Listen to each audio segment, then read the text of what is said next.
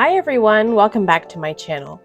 If you're anything like me, sometimes you sit down to make cards and suddenly your mind goes blank.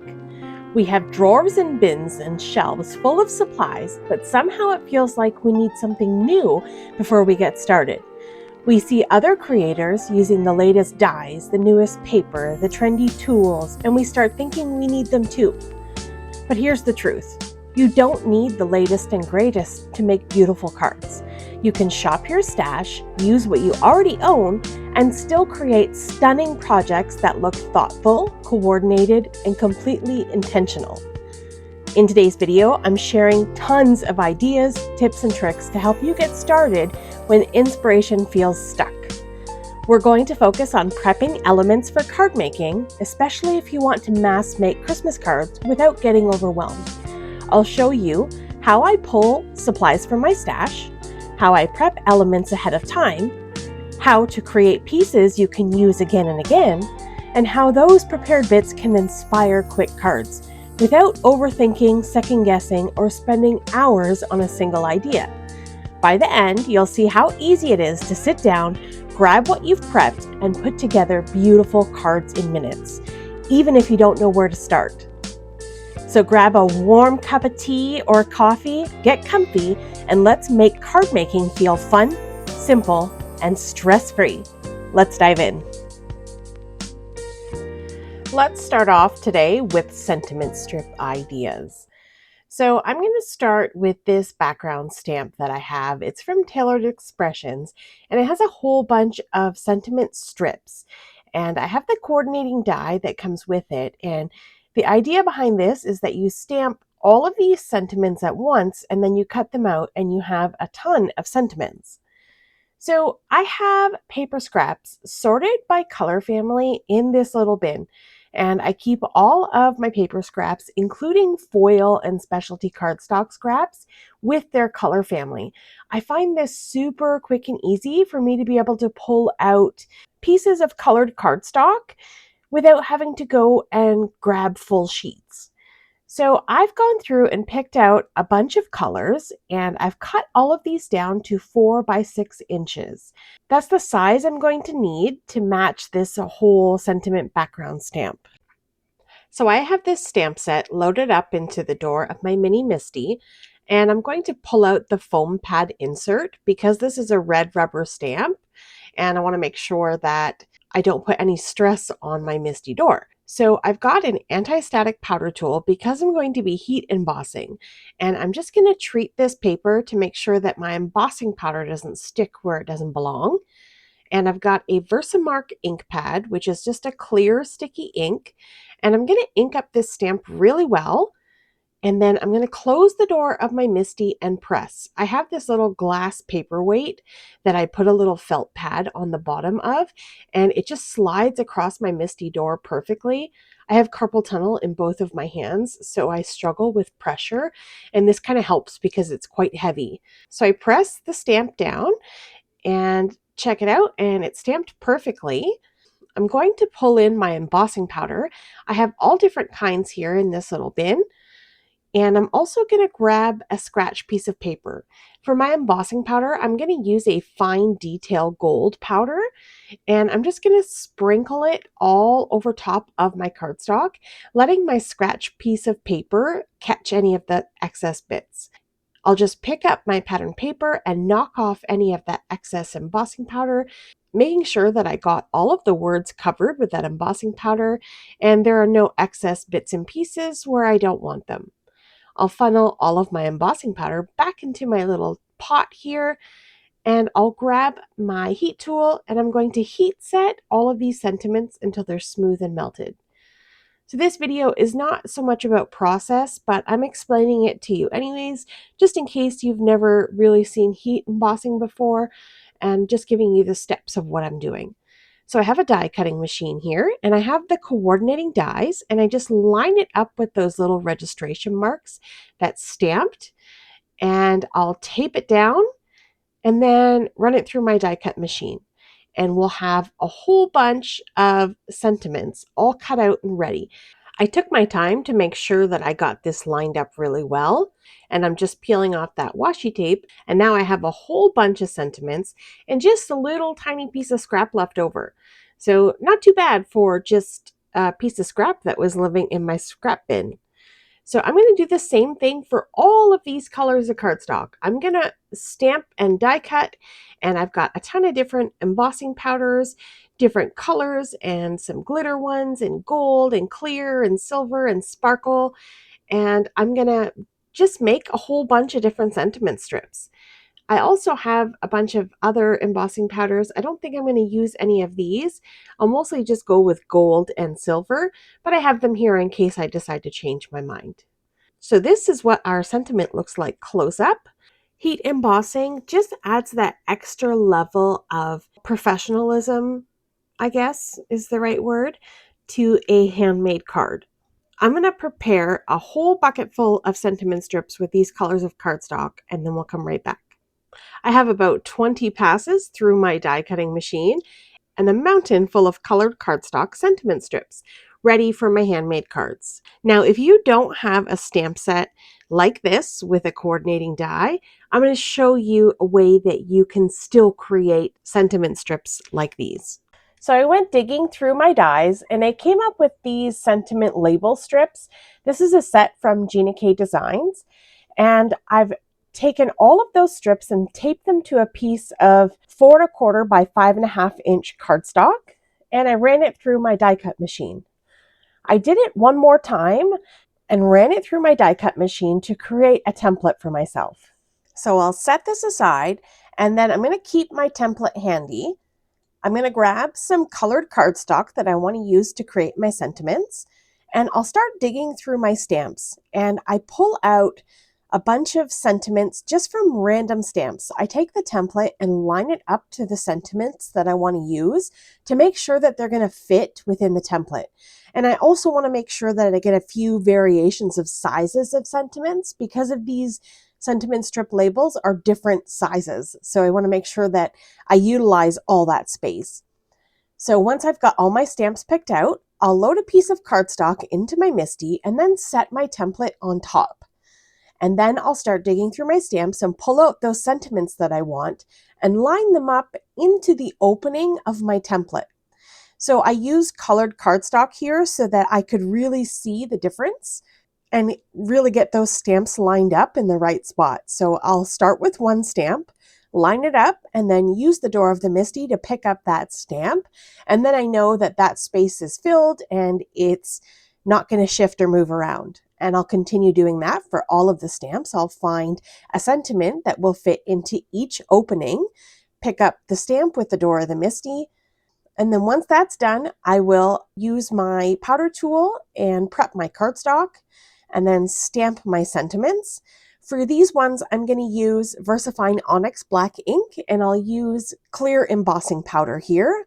I'll close the door of my MISTI and press, and then I'll heat set this until it's smooth and melted. I'll grab that template, line it up into my cardstock. I forgot to mention that my cardstock that I stamped on is also 4¼ by 5½. So it matches my yellow template here with my dies on it perfectly. So I just get them all lined up and I didn't tape it down. And this is what happened. It shifted. So I had to redo it again. So this time I taped down my cardstock and then I taped down my dies so that nothing moved on me. I made sure of it this time. I run it through my die cut machine, and here we have a bunch of beautiful sentiments ready to go. So you could do this with any stamp that you have, with any die that you have, and just find stamps and sentiments that fit within the dies that you have, create a template, and then go to town and make a whole bunch of sentiment strips. So I did the same thing as I had done with the previous stamp set. I ran it through a bunch of times with a bunch of different colored cardstock, and I have this bucket full of sentiments. Now, if you don't have coordinating dies for a stamp, and if you don't have sentiment labels, here's what you can do. I stamped my sentiments once again, just like I had done previously, and I'm going to use my paper trimmer to help me get perfect strips. So I just line the bottom of the words up to the edge of the trimmer guide. And I do that for the top and the bottom, as well as the sides. I just line up the edge of the words right to the edge of my trimmer guide, and it leaves just the perfect space around the sentiment, and it's perfect. So it looks just as well as if I had used dies. So that's just, another alternative. If you don't have dies to make these strips, you can do them with a paper cutter. Okay, so now I have a gigantic bucket of sentiments. Let's move on to the next part of this video. So here I'm going to be looking at die cutting ideas, but you could also replace die cutting with ephemera that you might have. I know lots of paper collections have coordinating ephemera, so you might consider using ephemera instead of die cutting. Now what I've done is dug through my stash and found a whole bunch of different dies, and I came up with some greenery and leaf dies that had nothing to do with Christmas, and I created a bucket full of these die cut pieces, and I used multiple different colors of green cardstock. And I used some punches, a circle punch and a hole puncher, to create some little berries with foil colored cardstock. Now I know I could use gems. I'm sure I've got some red gems in my stash, but if you don't have gems, this is a great alternative to create those berries. Okay, next I cut up a bunch of snowflakes. Now I did this from all different types of paper. I did foil, I did glitter, I did a shimmer paper, I did like a matte silver paper, just a whole bunch of different glitters with these 3 snowflakes. And then next I found this in my stash. This was just an old die set. I don't even know how long I've had it. It is a bunch of mittens and hats, and you just kind of build them up. It's like paper piecing with little winter elements. So I tried to cut these from paper that sort of match my sentiment strips, and then I pieced them together. And I'll just pull out a couple of pieces that I started gluing together just so that you can see what this little die set builds. And then I thought that I could coordinate my sentiments with my little winter elements, and you get the idea. So I had no idea where this video was heading or what I was making. I just started cutting up bits and pieces. So now we've got a bunch of stuff ready to go. I've got these 3 die sets. I couldn't even tell you what they're called. They're just dug out from my stash. I have this bin full of die cut elements, or in your case, if you don't have dies, you can use ephemera. The last thing that I decided to do was create a bunch of embossed backgrounds. I pulled out all of the winter or Christmas embossing folders that I have. Some are just regular old cuddle bug folders from God knows how long ago. Some are really nice 3D embossing folders. I just dug through what I had and just embossed a whole bunch of white panels. And there's just such beautiful texture in these white panels. You could use colored cardstock, but I like my cards to feel very elegant and classy. And I think having white cardstock that's embossed really, packs a punch. It really allows you to show off the die cuts or whatever that you're putting on top of them with still having that beautiful texturized feel. So this is just a little flip through of some of the embossing folders that I have. If you don't have embossing folders, you could just use a scoreboard and a score tool and make some, diagonal or crisscross pattern lines on your paper. Or you could just use pattern paper. You don't even have to use embossing, but I just like the way that looks. So that's what I've done. I've created a pile of embossed backgrounds. Now I've got a stack of card bases. I have some A2 card bases, and I have some 5x7 cards. Now let's see what we can come up with this whole bunch of really fun stuff. I have to say the hardest part was building all of these elements. This is the fun part. Now I get to create, and I don't have to think too much. So I just started pulling in some elements. I grabbed a card base, I grabbed an embossed background, I grabbed some craft foam. So I'll layer all these things up to create the background element of my card. So I cut this embossed panel to be 3x5, and then I cut a piece of silver glitter cardstock to be 3¼ by 5¼ and it just makes this beautiful sort of focal point on this card. And then I just grabbed some of that greenery and decided to create like a little swoosh or little hanging branches coming in from the top left of this card. I decided to use some red gems for this card. I will use those foil berries later on in this video, but for this one, I wanted those red berries. So I dug through my stash, I added some berries. I haven't glued anything down yet. I've just pulled out all my pieces, grabbed a sentiment, and then I thought maybe I could just add a smaller little leaf to carry that pattern through the bottom right corner of the cardstock. And I grabbed some foam squares, and I'm going to pop the sentiment up, and I'm going to also pop a few little foam squares under some of those leaves, and that's it. I'm not going to do anything else to this card. Look how absolutely gorgeous this is. We have those beautiful embossed elements, the glitter, the simplicity of this card is just really striking, and I love this card. To be honest, this was the very first card I created. It literally took me 2 minutes to make this card, and I am in love with the result. I think this card really showcases that you don't need to do a whole lot to make a beautiful card. Okay, let's check out card number 2. For this card, I feel like it was a very similar layout to the first card that I had completed, but I thought I would share it with you anyways. This time I used a snowflake embossed background with a teal foil cardstock, and the panel is a little bit bigger. This is 3 3/4 by 5 with a 3.5 by 5.5 inch foil background. And I just grabbed some of those beautiful glitter snowflakes and made a little cluster in the top, and I applied some adhesive just to the center of the snowflakes. This way it allowed those edges to sort of poke up and have a little bit of movement. So it creates dimension without actually having dimension. I picked a sentiment here. This is walking in a winter wonderland, and I thought that was cute and it matched those snowflakes.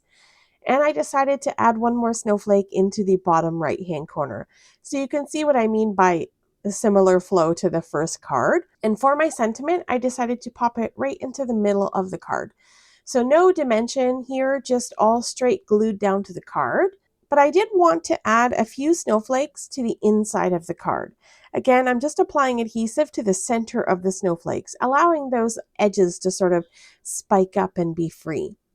So this card was really quick and simple. Again, literally just like a minute or two to create because all the work was already done for me, and it turned out beautiful. I promise my next cards will be a little bit different. They won't have the same layout. Let's check it out. For my third card, I wanted to create a wreath. So I have this sort of glittery foil contact paper. It's super thin and it's just adhesive back. So I applied that to a piece of heavy white cardstock and just ran a couple of circle dies through my die cut machine to create this ring. So what I want to do is use this ring to guide me to create a wreath. So I'll take these leaves and glue them down by one and sort of wrap my leaves around this circle to create a wreath. And I'm using all different colors of the green, and I just have a large acrylic block to set on top of those leaves to make sure that they stay glued down.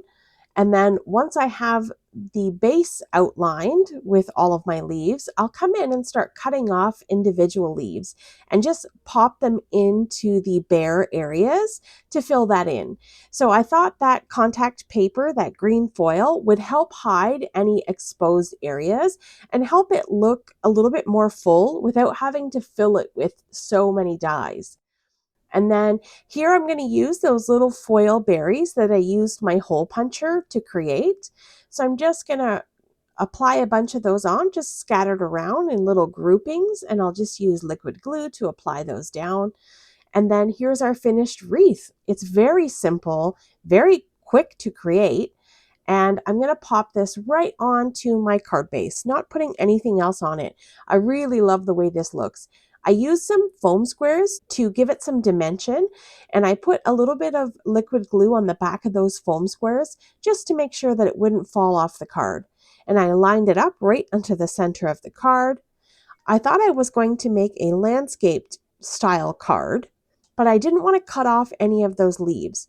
So I decided to make a portrait style card and pop my sentiment right up into the middle of my wreath and leave those extra bits hanging off. It's so gorgeous. You could come in and cut away these leaves on the side so it will fit inside of your card, but I just didn't have the heart to do it. I wanted to leave those leaves on there. Okay, quick and simple, card number 3 complete. I'm telling you, these cards are so quick to make when all of your elements are all prepped and ready. All right, let's move on to the 4th and final card for today's video. I've got a pink piece of glitter paper, another embossed background, and I made this glitter paper larger with a much larger border around.